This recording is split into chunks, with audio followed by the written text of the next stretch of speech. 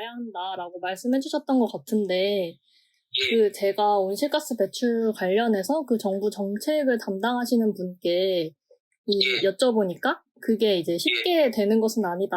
그래서 또 우리나라는 대부분 이제 미생물에 의해서 분해가 되고, 그럼 이제 또 대기 중으로 탄소가 많이 날아가서 어떤 이런 예, 바이오차 같은 잘 분해되지 않는 물질이 필요하다라고 말을 하시더라고요. 예. 그래서 우선은 이거에 대한 좀 소장님의 생각을 먼저 여쭤보고 싶었습니다. 일단 네. 그분 말씀이 맞기도 하고 틀리기도 해요. 네네. 일단 이제 IPCC 등의 국제기구는 네. 공식적으로 네.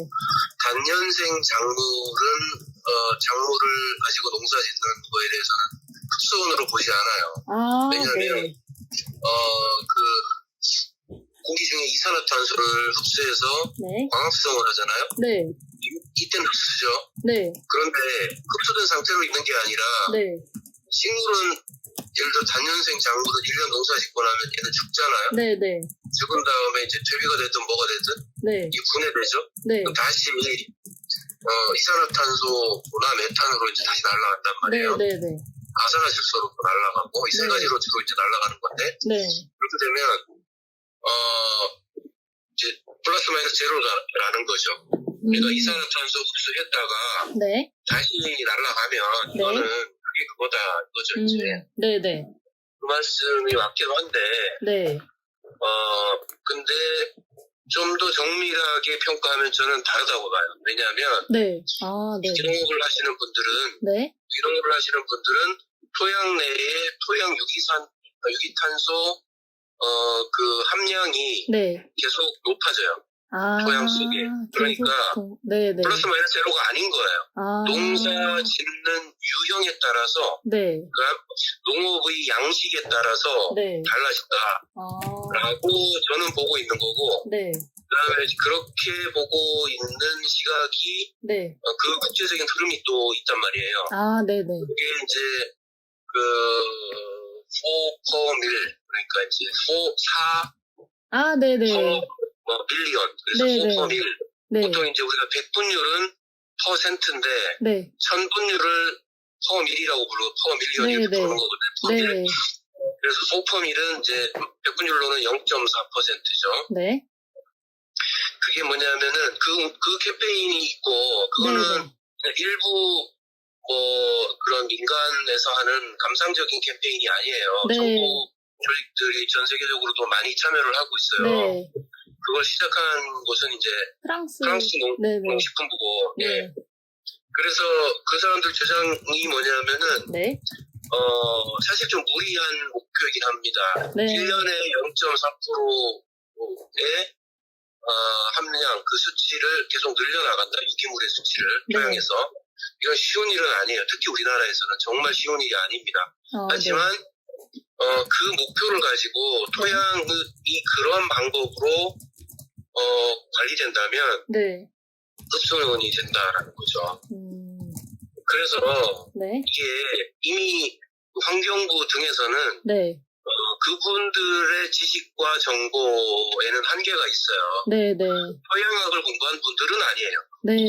기상학을 주로 공부하고 하는 거니까 예를 들어 ISCC에서 뭔가를 얘기하면 그 절대적이라고 생각이 되죠. 그런데 이 ISCC에서 제시하는 이 온실가스 인벤토리 계산 방법이 있거든요. 그게 이제 우리나라도 그걸 따라서 계산을 하고 있고 세계 모든 나라가 이제 그 ISCC 표준 방식에 따라서 하고 있는 건데 그것이 분류가 어떻게 돼 있느냐 하면은 에너지 분야가 있고 그 다음에 이제 산업 분야가 있고 그 다음에 농업 분야가 있고 그리고 폐기물 분야가 있고 그리고 마지막으로 이제 토양 이용 분야가 있어요. 그러니까 토지 이용 분야 그 이제 LULUCF, 네네네. 룰루크프 이렇게 하는 건데, 이제 토지 이용 분야인데, 이렇게 딱 5가지로 나누는데, 네. 이 5가지 중에, 이 분류 중에 유일한 분야가, 네. 유일하게 이제 흡수하는 분야가, 네. 룰루크프. 그러니까 이제 토지 이용 분야예요. 네. 토지 이용 분야인데, 이 농업도 사실 토지를 이용하는 것이고, 그쵸. 그렇게 여러 가지 개발, 네. 뭐, 택지 개발, 네. 그다음 또 뭡니까? 이런 도로 개발, 이런 거 전부 다 이제 토지 이용 분야거든요. 네네. 일단, 중요한 거는, 네. 토지를 유지만 하여도 거기서는 네. 마이너스가 아닌 걸로 봐요. 아. 국제적인 표준 계산법에서도, 네. 거기서도, 그거를 이제 자세히 읽어보면, 네. 제일 심각한 문제는 숲을 농지로 바꾸는 거, 이거는 온실가스 배출이거든요. 네. 또한 나아가서 농지나 숲을 네. 택지나 네. 뭐 다른 산업 용지나 네. 도로로 개발하는 것도 배출이에요. 아산화질소 배출되거든요. 그 개발 그 자체만으로도. 네. 그러니까 뭐냐면 개발하지 않는 것만으로도 네. 흡수로 봅니다. 그러니까 개발하지 않는다, 뭘 하지 않는다, 이게 중요해요. 그 다음에 나아가서 네. 농업의 방식에 있어서도, 네네네. 농업의 방식에 있어서도 네. 농사를 어떻게 하느냐, 아까 말씀드린 네. 생산 양식, 농업의 양식에 따라서 네. 이것이 흡수원으로 계산될 수가 있어요. 현재 표준화되어 있는 계산 방법으로도. 그런데 네. 우리나라는 그것을 시도한 적이 없어요.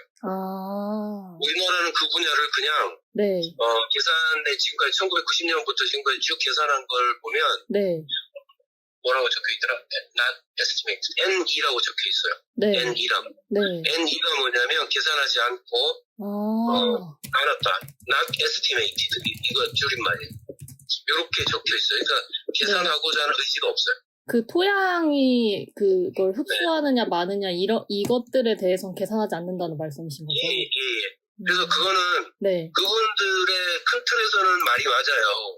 단년생 작물이 대부분 이제 흡수했다가 네. 이게 다시 미생물에 의해서 분해되는 게 맞는데 그건 우리나라만의 특징이 아니고 네. IPCC가 이렇게 농사 짓는 거에 대해서는 플러스 마이너스 제로다라고 얘기했단 말이에요. 근데 그거 하나만 단편적으로 보고 안 된다라고 말하는 거는 전체를 보는 게 저는 아니라고 생각하고 그 다음에 IPCC에서의 계산 방법을 또 조금만 자세히 들여다보면 관심을 갖고 이거 계산 한번 해보자라고 시도해보면 그 계산법이 농사의 양식에 따라서 달라진단 말이에요. 양식에 따라서 더 많이 온실가스를 배출하기도 하고 때로는 잘만 하면 흡수하기도 한단 말이에요. 그러니까 그분이 답변하신 바이오차라는 것은 굉장히 그건 뭐라고 맞긴 맞는데 그냥 그 바이오차가 탄소 덩어리니까 탄소 덩어리를 사서 탄소 덩어리를 흙속에다 집어넣자 그냥 이 개념인데 이제 그거는 정말 제대로 잘 만들었을 때 탄소 그 자체로 변형되지 않고 남아있을 것이고 그런데 이게 품질이 낮으면 바이오차의 품질이 낮으면 사실은 그것도 날아가는 거거든요. 그러니까 그 여러 가지 문제들이 다 있는 것이에요. 그러니까 가장 중요한 거는 농업에 있어서 가장 중요한 거는 농업의 양식을 바꾸는 겁니다. 그러니까 관행농업 중심의 양식 혹은 유기농업이라고 하더라도 현행처럼 하는 유기농업 그러니까 외부 투입 자원에 의존하고 토양의 탄소 저장을 고려하지 않는 단지 농약 검출이 되지 않을 뿐인 혹은 화학 비료 등의 화학 자재를 배제했을 뿐인 그런 유기농업은 결국 관행농업과 마찬가지로 온실가스를 배출하고 있겠죠. 그런데 토양의 유기물 수치를 늘리는 그걸 높이는 농사법으로 개선해 나가고 그것을 저희는 제대로 된 유기농업이라고 생각하는 지금은 사실은 좀 변질된 유기농업답지 않은 유기농업이거든요.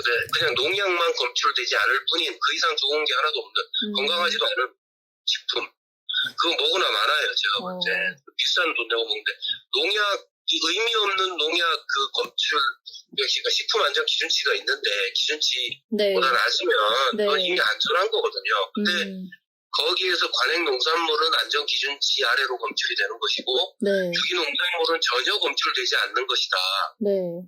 이런 개념으로 접근을 하고 있는데 그거 외에 차이는 없다. 유기농이라는 게 일반 농산물과. 그러니까 농약이 하나도 검출되지 않는 것을 구입하느냐 아니면 안전 기준치 아래로 검출되는 것을 구입하는 거냐 이 차이예요. 유기농을 구입하느냐 아닌 것을 구입하느냐는. 그게 과연 의미가 있느냐라는 거죠. 그게 아니라 제대로 유기농이라는 것을 우리가 찾아서 구입해서 먹으려면 토양의 유기물 수치가 높아지고 토양 내 생태계가 잘 보존되고 건강해지고 농업 생태계, 즉 농업 생태계라고 하는 것은 농장 안과 밖의 생물들의 상호작용 이것이 건강하게 유지되는 생물들 간의 네트워크, 생물들 간의 먹이사슬 이런 것들이 건강하게 유지되는 그 상태에서 그 농업 생태계의 생산성이라는 힘으로 농사를 짓는 게 유기농이에요. 근데 그런 방향으로 유기농업 정책을 이끌어오지 않았고 우리나라는 그냥 단지 농약 없음 그것만을 추구해 오다 보니 농업 생태계가 다 깨져버린 거예요. 유기농에서마저도. 이게 무슨 의미가 있나요? 이게 건강한 농산물이냐에 대해서는 답할 수 없어요. 농약이 불검출이기 때문에 안전 기준치 아래로 검출되는 관행 농산물보다는 조금 더 안전성 면에서 근데 그 안전성 차이는 사실 의미 없다. 의미 없는 안전성 차이를 가지고 유기농이냐 아니냐를 구분하는 것이 과연 바람직한가. 그래서 새롭게 유기농의 정의를 내리고 유기농의 방법론을 다시 이야기해야 된다라는 거예요. 기후변화에 맞춰서. 근데 지금의 유기농은 기후변화에 도움이 안 돼요. 전혀 도움이 안 되고 하기 때문에 오히려 이제 이게 무슨 논란까지 있냐면은 농농사에서 유기농에서 메탄가스가 더 많이 배출된단 말이에요. 맞습니다. 왜 그러냐면 그건 아시는구나. 왜냐면 유기물을 투입하니까 그런 거죠. 관행농에서는 화학 비료를 넣고 그러면 유기농이 더 나쁜 거냐 그걸 생각해 봐야 된단 말이에요. 왜냐하면 그 현기 상태로 돼 있기 때문인데 그럼 현기 상태를 호기 상태로 만들어주면 메탄가스는 훨씬 덜 나오겠죠. 하지만 아산화질소가 상대적으로 더 많이 나온단 말이에요. 그러니까 이게 뭐냐면 결국은요. 결국은 투입한 양분이 현기 분해가 되면 메탄이 나오고 호기 분해가 되면 아산화질소가 나오는 건데 결국은 이게 그 풍선 늘리기 있죠? 그리고 제로섬 그거예요. 그런데 메탄 이야기만 하면 유기농이 죄인이 돼버리는 거예요. 근데 전체적으로 보면 양분을 충분히 활용할 수 있도록 생태계가 잘 보존되고 토양 내 미생물 등의 활성화가 있고 또 적정 양분을 투입하고 이렇게 하는 것이 유기농의 본질이기 때문에 사실은 전체적으로 보면 온실가스의 총량은 훨씬 적은 것이 사실이에요. 그런데 화학비료에 의존하여 농농사를 지을 경우 메탄 요거 하나만 가지고 보면 당연히 유기농이 더 많이 배출되거든요. 그래서 마치 유기농이 이제 이 죄인인 것처럼 공격을 한단 말이에요. 이런 시각이 과연 옳은가? 이것이 또 먹혀 들어가고 이게 막 이야기가 퍼지는데 기자님도 이미 그렇게 알고 계신데 이거는 이건 무리죠. 정말 이렇게 하는 건 아니죠. 왜냐하면 논농비라고 하는 것이 이렇게 공격받아서 전부 다 그러면 화학 비료를 투입해서 농사 짓는 방법으로 가는 것이 과연 그러면 우리나라 전체 농업에게 봤을 때 올바른가? 맞지 않죠. 그러니까 이게 저도 여쭤보고 싶었거든요. 그래서 그러면 뭔가 제가 토양의 유기물 수치를 이렇게 올리는 농사법이라는 게 사실 아직 조금 생소해서 이게 조금 뭐 적정량의 비료를 넣는다거나 최대한 뭔가 경운을 하지 않는다던가 이런 방식인 건가요? 무경운이 핵심적인 방법이고요. 그러니까 토양 속에 네. 많은 유기탄소가 있어요. 네네. 그리고 그냥 가만 내버려 두면 유기탄소는 거기에서 이제 숲이나 혹은 논밭에서, 그러니까 식물이 자라면 네. 식물이 이제 이 생장의 사이클이 있으니까 네. 낙엽이 떨어지거나 그쵸. 혹은 농사의 잔재가 흙으로 이렇게 쌓이게 되죠. 네네. 이게 계속 쌓이게 되면 네. 이게 흙 속으로 점차 이제 들어가게 되는 거예요. 아, 그러니까 네네네. 상당 부분은 배출됩니다. 숲에서도 배출됩니다. 네네. 숲에서도 배출되는데 네. 흡수한 양이 있고 그것이 쌓이는 양이 또 있기 때문에 그래서 네. 전체적으로 계산하면은 흡수가 되는 거예요. 아, 네. 그 원리거든요. 그러니까 농업에서도 네. 네. 농업이 지금 기계화돼서 네. 우리 트랙터가 마력수가 점점 더 커지고 있고 계속 더 커지고 있거든요. 왜냐하면 한 사람당 농사를 짓는 경장 면적이 네. 많아지기 때문에 네. 점점 더 큰 기계가 필요해요. 그 다음에 이제 드론과 같은 이런 그쵸. 네. 신기술과 새로운 어떤 기계들이 필요한 거거든요. 네. 그런데 이제 예를 들어 트랙터를 가지고 네. 큰 트랙터로 이제 뭐냐면 땅을 깊게 갈 수 있단 말이에요. 네. 마력수가 높으니까. 그래서 관행 농업에서 사용하는 농사 방법이라는 게 네. 옛날에 과거에 이제 경운기라는 게 들어오면서부터도 그랬지만 땅을 깊게 가는 거야. 네. 근데 과거에 우리가 농사를 지을 때 네. 기계가 없을 때 어떻게 땅을 깊게 갈 수 있었겠어요? 그쵸. 반드시 이거는 천경이라는 것을 할 수 낮게 간다. 얕을 쳤자. 네. 얕게 땅을 갈아서 농사 지을 수밖에 없는 것이고 네. 그런 거기 때문에 지금 현대 농법으로는 유기농을 하더라도 네. 이건 다 달려서 가는 거예요. 결국은 그냥 농약 안 줌, 비료 안 줌 이거 외에는 좋을 게 하나도 없는 거. 식품 안전에도 크게 도움되지 않는 거고 네. 그 다음에 건강한 생태계를 그걸 땅을 깊게 갈면 어떻게 돼요? 흙 속에 있는 생태계들이 그냥 무너지는 거거든요. 그거는 뭐냐면 우리가 살아가는데 예를 들어 핵폭탄이 떨어지거나 지진이 일어나가지고 그냥 싸그리 우리 문명이 없어지는 것과 똑같은 효과예요. 토양 속의 생태계 입장에서 봤을 때는 흙을 막 이렇게 가를 때 그들의 어떤 생존 터전이 완전히 붕괴되는 거거든요. 그러니까 그 속에 있는 이 탄소 덩어리들이 그냥 메탄이나 아니면 질소는 이제 아산화질소로 나오고 탄소는 메탄, CO2 이런 형태로 해서 공중으로 그냥 날아가 버리는 거죠. 그러니까 이렇게 땅을 갈지 않는 게 중요해요. 근데 이제 이 부분에 대해서 농업계에서는 대부분 불가능하다라고 결론 짓고 이거 검토를 별로 안 해요. 일반 농업인들은 왜냐하면 그런 경험이 없어서 이 새로운 농법에 대해서 개방적이지 않거든요 지금은. 근데 이 부분에 대해서 연구를 더욱더 해가지고 하면 이게 된다고 저는 되는 농법이라고 해요. 실천하는 농업인들을 보면 전보다 생산성이 더 높아졌지 생산성이 낮아지거나 농업에서 실패한 경우가 없어요. 솔직히 무경운 농법을 하는 분들을 보면 그러하단 말이에요. 그런데 그 농업계를 대표한다는 분들을 만나 이야기를 하다 보면 그냥 선을 그어버려요. 이거는 책상에서 연구한 것 듣지 않을 테야 이런 뜻이에요. 근데 그러시면 안 된다. 이거를 우리가 적극적으로 시도하지 않으면 이 기후변화 등의 이제 새로운 농업의 패러다임이 바뀌어야 되는 이 시점에서 방향을 찾을 수 있어요.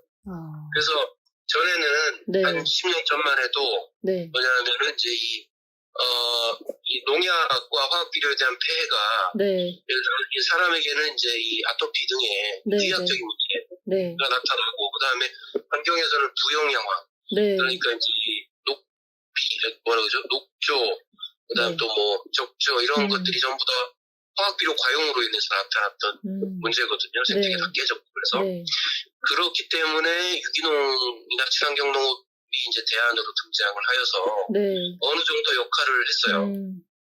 그런데 계속 그거에 의존하기에는 지금 요구되는 지금 요구되는 이제 기후 변화, 네. 그다음에 이제 안전한 먹거리가 아니라 건강한 먹거리에 대한, 그다음에 이제 먹거리 확보, 네. 이거를 푸드 시큐리티를 우리나라에서는 식량 안보라고 번역을 하더라고요. 그렇게 번역하면 안 돼요. 그 전투 용어인데, 전쟁 용어인데, 아, 네. 굳이 먹거리 정책에 자꾸만 사람들이 식량 안보라는 말을 쓰는지 모르겠어요. 그거 틀린 번역이에요. 시큐리티라는 말은 전 세계적으로 그냥 유엔에서도 쓰는 말이에요. 네. 유엔에서도 뭐 외계인하고 싸우려고 안보라고 이렇게 번역하는 게 아니라, 네. 뭐냐면 확보입니다. 시큐리티는 확보, 식량 확보라고 써야 되는 거예요. 전투 용어, 전쟁 용어로 쓰는 건 바람직하지 않다고 저는 생각하는데, 어떤 푸드 시큐리티는 이제 식량 안보 이런 네. 면에서도 우리가 네. 이제 이 무경운이나 토양의 그 유기물 함량을 높이는 네. 이 운동은 네.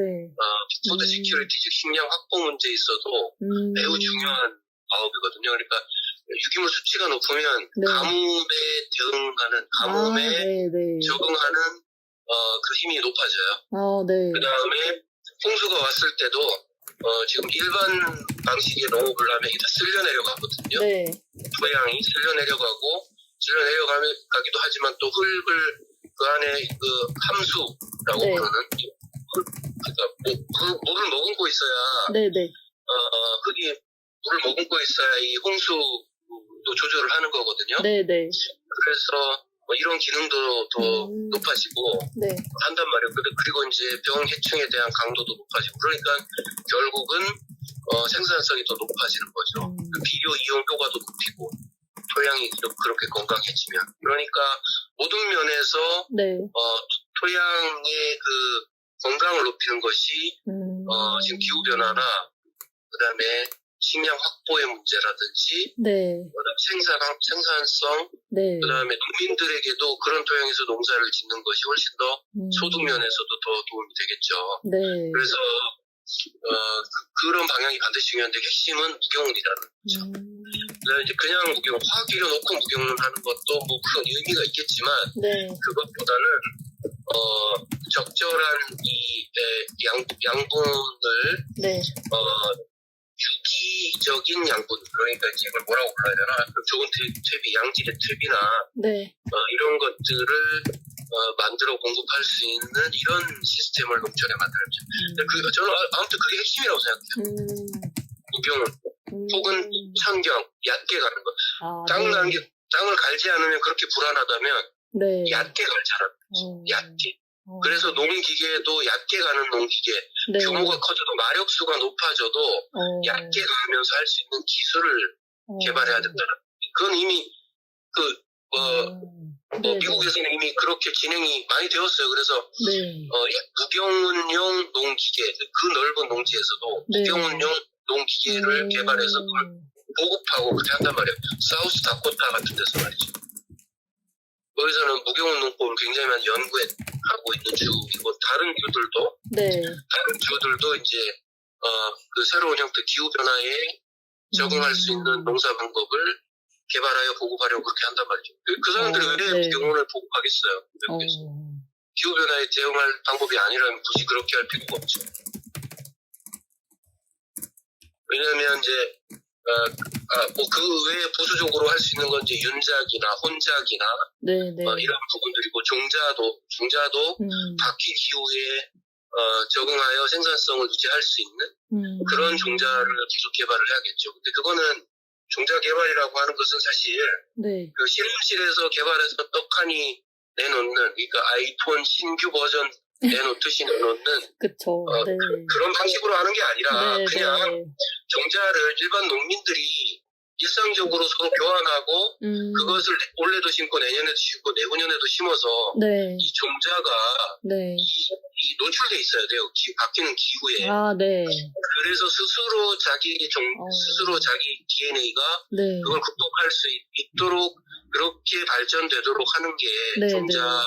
보존에 대해서 가장 바람직한 거거든요. 이걸 과학자들이 막 종자를 다 토종 종자 수집해가지고 혹은 신규 종자 만들어가지고 이거를 뭐냐면은 지하 깊숙한 데다가 혹은 북극이나 남극에다가 네. 그 지하에다가 이걸 넣어놓거든요. 그러면 네네. 실제로 수십 년 지나가지고 네. 이 정자가 많이 훼손돼가지고 네. 그때에 보존했던 정자가 필요해서 꺼냈을 때 네. 과연 바뀐 기후에 걔네들이 적응하고 살아남겠냔 말이죠. 그리고 사실 제가 볼 때 큰 의미가 없어 보이는데 네. 그냥 정자는 현재의 기후에 그냥 노출시켜 놓고 일반 농민 민중이 네. 그거를 집단적으로 소유하고 서로 교환하고 대대로 물려주고 이렇게 경제 혁명을 이루는 것이 네.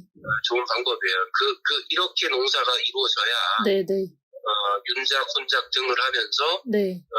그다음에 무경운이나 얕은 경운 이런 네. 것들을 하면서 농업 생태계를 건강하게 가꾸는 거니까 네. 결국 요 농업 생태계를 건강하게 가꾸는 것이 결국은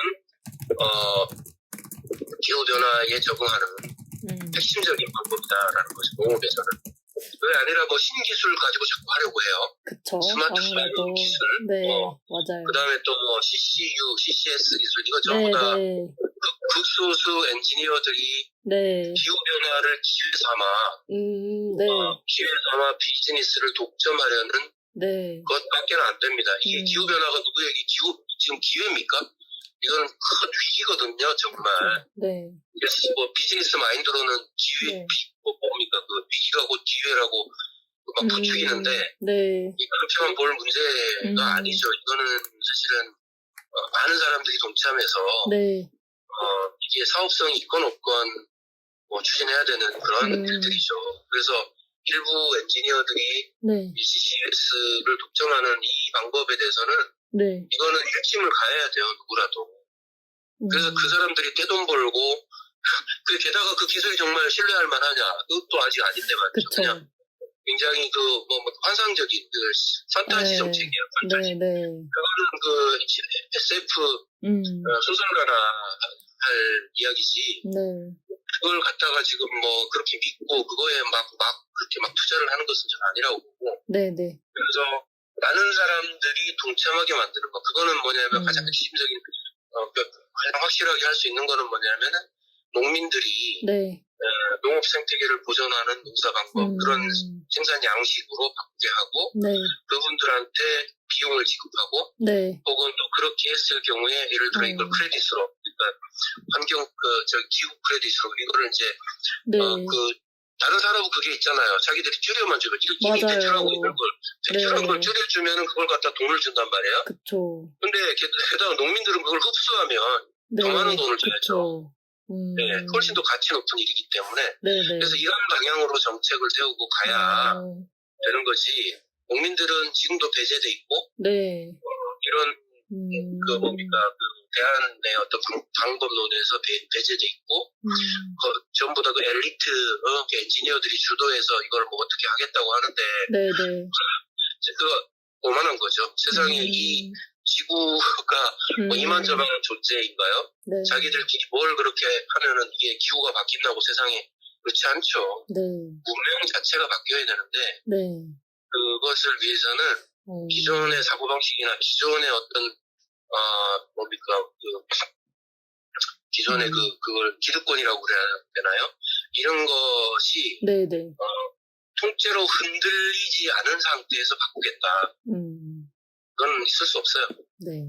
어떤 말씀이신지 이해했습니다. 네. 제가 비료 관련해서도 여쭤보고 싶었는데, 제가 친환경 농가를 취재했었을 때, 거기서 사용하시는 비료가 대부분이 중국 제조라고 하시더라고요. 그래서 액비나 이런 걸로 최대한 대체품을 찾고 싶어서 대체하려고 하셨었는데, 그게 워낙 지원금이 나와서 비료가 저렴하다 보니까 그 비료를 사용한다고는 하셨었는데, 혹시 그거 관련해서 제가 좀 자료를 찾아보고 싶었는데 없다고 하시더라고요. 그래서 혹시 이거 관련해서 알고 계신지도 여쭤보고 싶었거든요. 맞는지 혹은 시판 게 맞고요. 대부분 이제 자재가 두 가지 자재가 있는데 하나는 토양 관리, 영양 관리, 양분용으로 이제 수입을 많이 사용하는 농업 자재가 있고 또 하나는 해충을 방제하는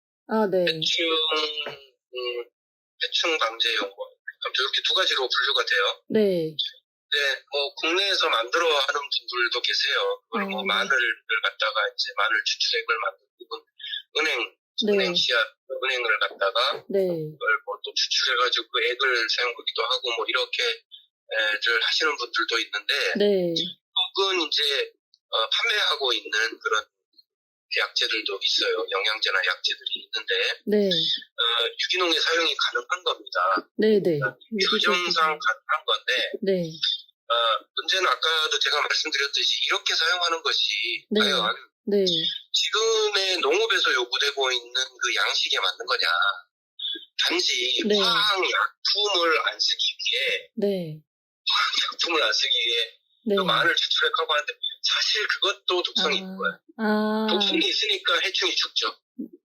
그러니까 똑같은 건데 이분들의 사고는 이게 화학 합성 성분이냐, 그 분자 구조가 그런 거냐 아니면은 천연이냐 이거예요. 천연에서 예를 들어 그거를 마늘을 갖다가 이 알코올이나 혹은 뭐 이렇게 뜨거운 물에 주로 알코올에 많이 하는데 에탄올 같은 걸 하고 그러는데 그렇게 해서 쭉 추출하면 이거는 이제 이거는 천연 추출액이다 이거죠. 그러면 과연 그것은 그냥 좋은 거고 그냥 화학적으로 한 건 그냥 무조건 나쁜 거고 이러냐라는 거죠. 근데 독성에 대해서는 비교할 수 없어요. 우리나라에 이제 화학 농약 약재들이 상당히 그 그러니까 독성이라고 하는 면에 있어서는 약화됐어요.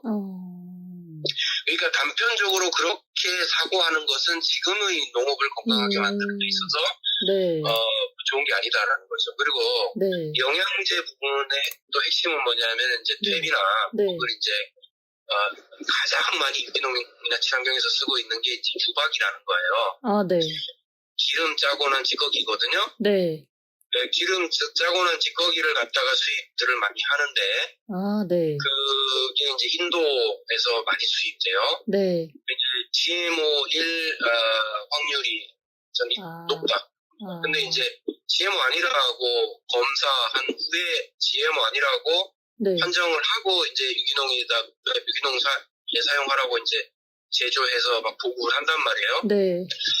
과연 난 GMO일까?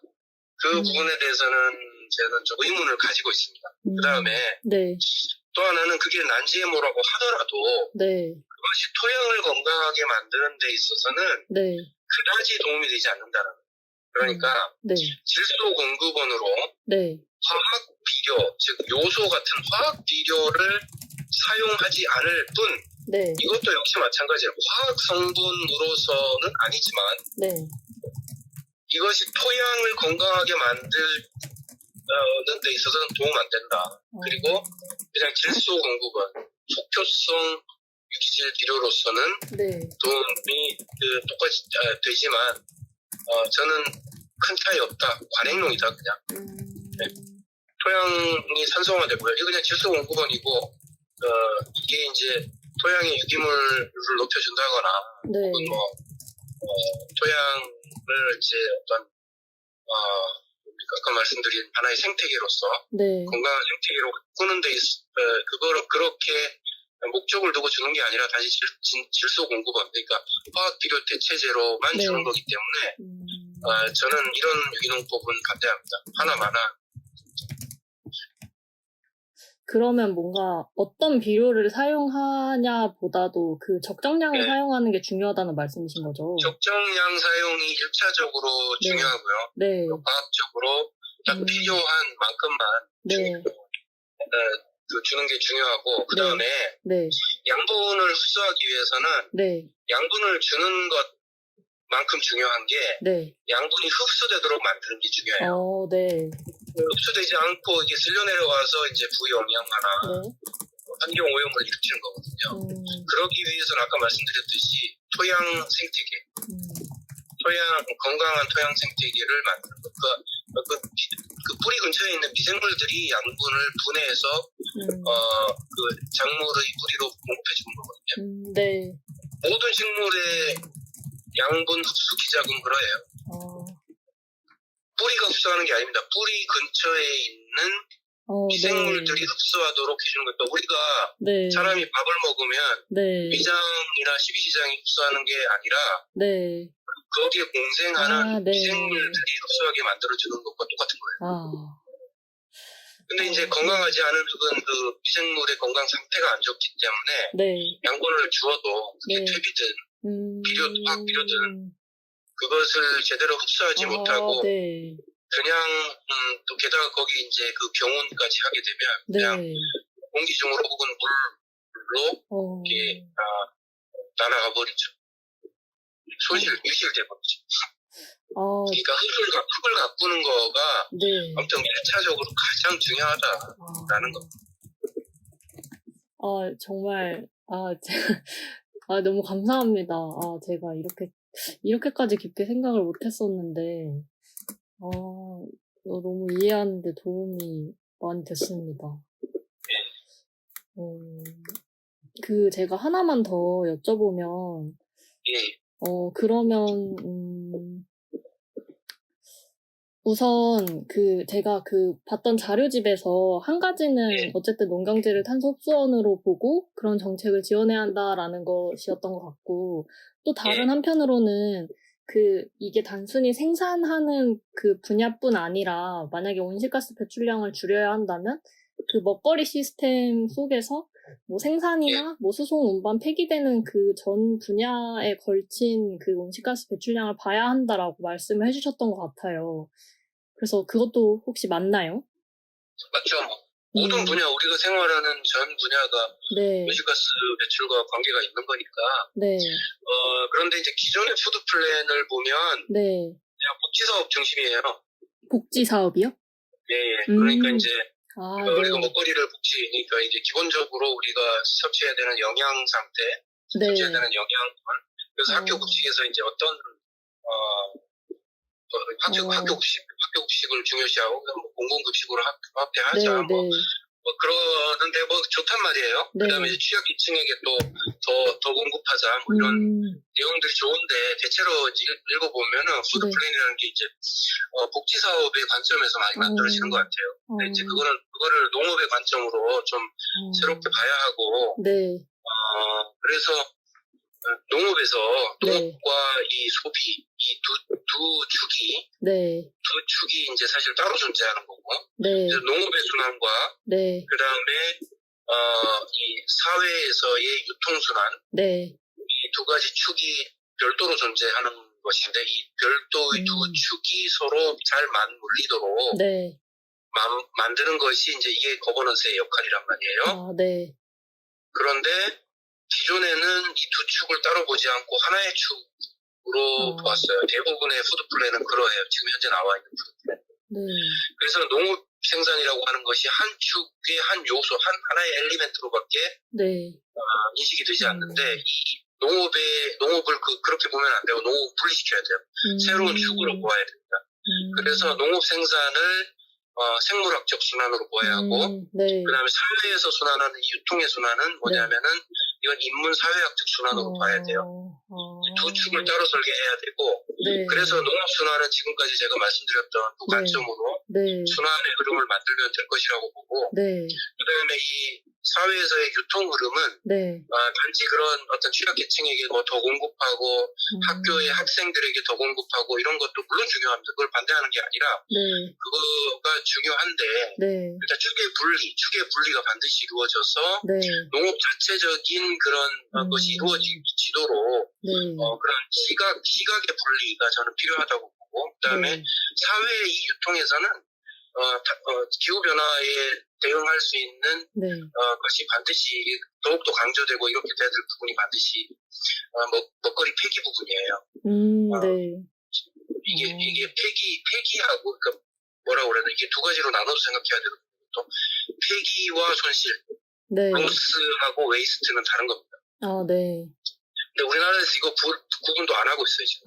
식품의 손실과 폐기, 손실 및 폐기 두 가지인데 지금 이제 손실되고 폐기되는 게 전 세계에서 식품이 생산되는 양의 3분의 1이에요. 그러니까 이건 어마어마한 양입니다. 이 심각한 문제예요, 진짜.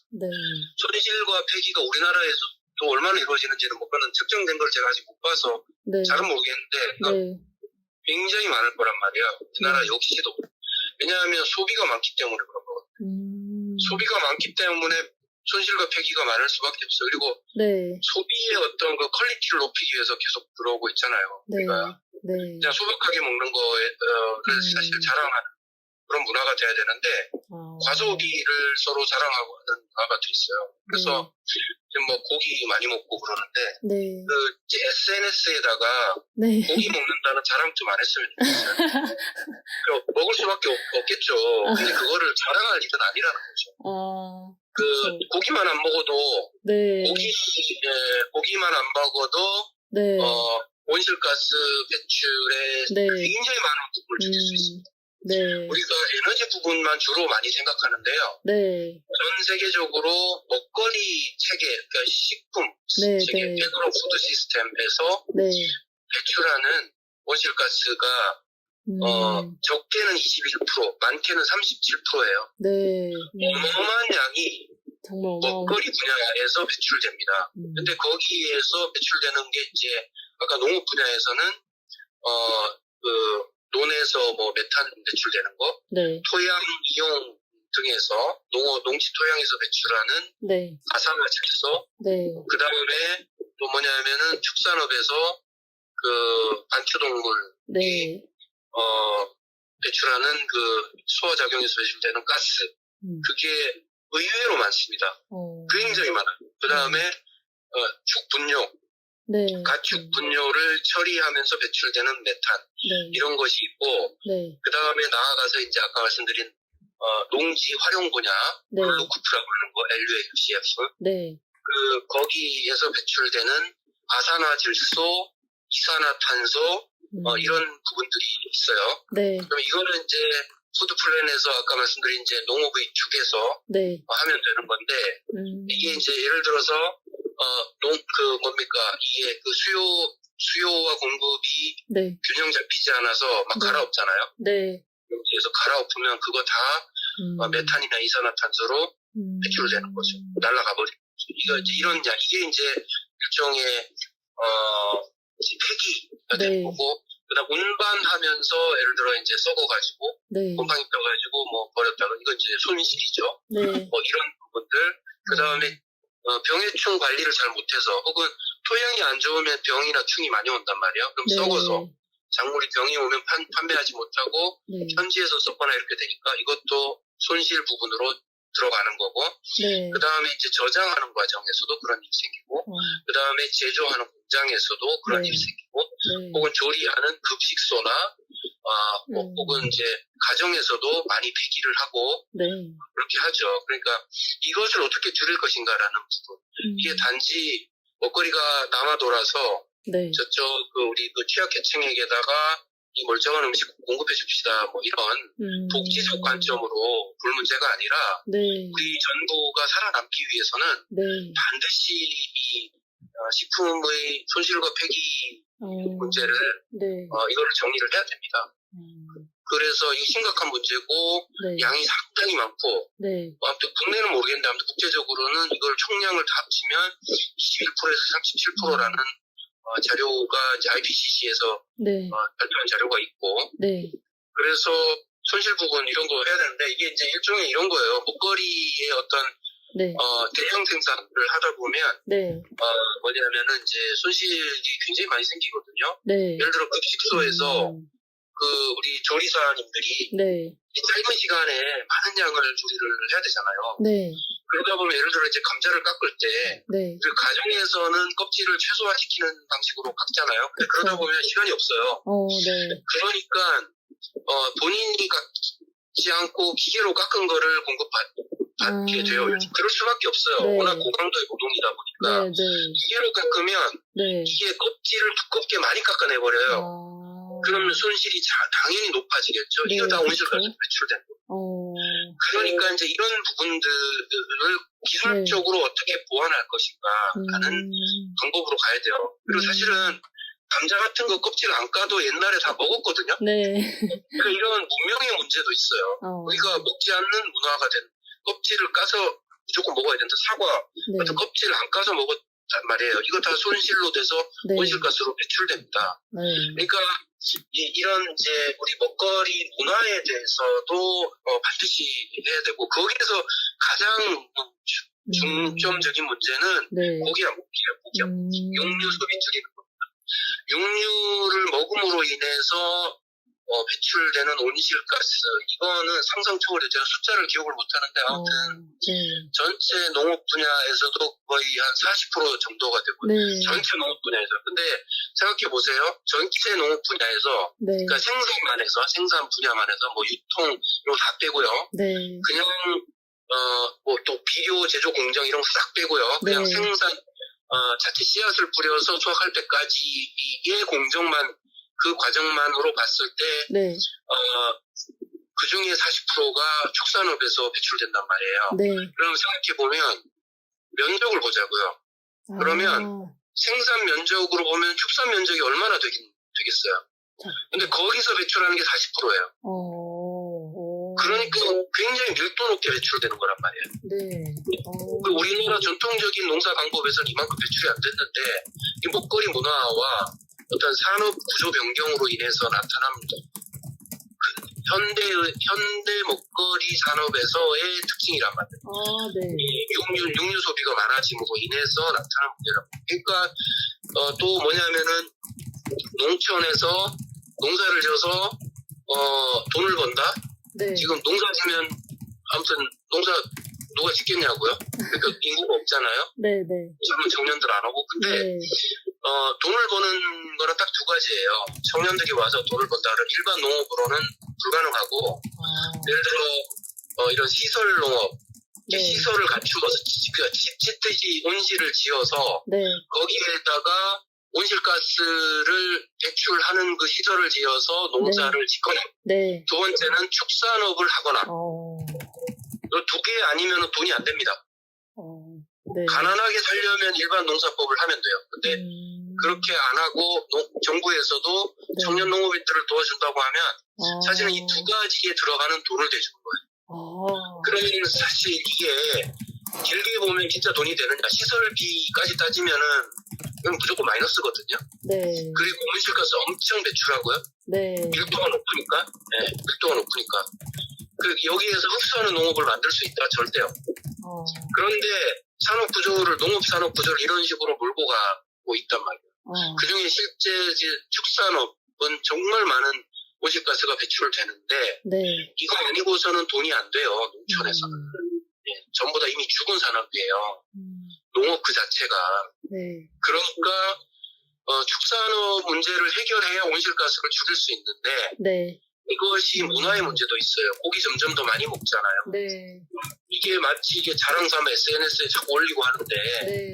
이런 문화에서 이거 하지 말자라고 이거 소비에서 구축이 좀 진행이 돼야 되고 네. 또 하나는 농업계에서도 축산업을 어떻게든 저는 뭐 새로운 신기술을 자꾸 만들겠다고 축산 과학자들이 말하는데 네. 그거는 그 판타지고요. 판타지 과학이고요. 네. 실제는 그렇지 않습니다. 아무리 메탄가스 줄이는 축산업 기술 만들면 뭐예요? 점점 더 많이 먹을 터인데, 그쵸. 그러니까 더 많이 생산할 터인데, 네. 예를 들어 이렇게 말합니다. 축산업 과학자들이, 네. 예를 들어 이제 20개월 정도, 네. 키워가지고 소고기를 만든단 말이에요. 네. 근데 이거를 18개월, 16개월로 단축 생산해도, 그만큼의 양이 나올 수 있는 기술을 거의 다 개발했다. 이렇게 말을 합니다. 네. 그러면 4개월 동안은 그걸 안 하니까 네. 사료도 안 먹이고 뭐 안 하니까 4개월치에 메탄가스 줄인다는 거예요. 그러면 네. 축산업자가 4개월 동안 놉니까? 또 다른 소를 키워야죠. 그렇지 않잖아요. 네. 그 소 빼고 나서 무장 집어넣을 거 아니에요. 4개월 동안 어디 휴가 갔다 오는 게 아니라. 그쵸. 그러니까 경제학적 관점에서 보지 않는 거예요. 자기들이 줄였으니까 네. 이거는 온실가스 줄였다라고 이걸 과학자들이 말합니다. 이게 현실이에요. 네? 그러니까 도축이 나중에 같이 돌아와야지. 푸드 플랜을 한다고 하면 네. 소비를 줄이는 것과 함께 네. 생산도 줄이면서 네. 또 전체적으로는 농업 생산자들이 농업인들이 네. 생존을 보장받을 수 있는 네. 전체적으로 보장받을 수 있는 이런 구조를 만드는 것이 함께 돌아가야 네. 문제가 해결이 되는 거죠. 그러니까 아무튼 그렇습니다. 네, 소장님 전화해 주셔서 너무 감사합니다. 예. 네, 감사합니다, 소장님. 예, 수고하셨습니다. 네네, 감사합니다. 예. 네.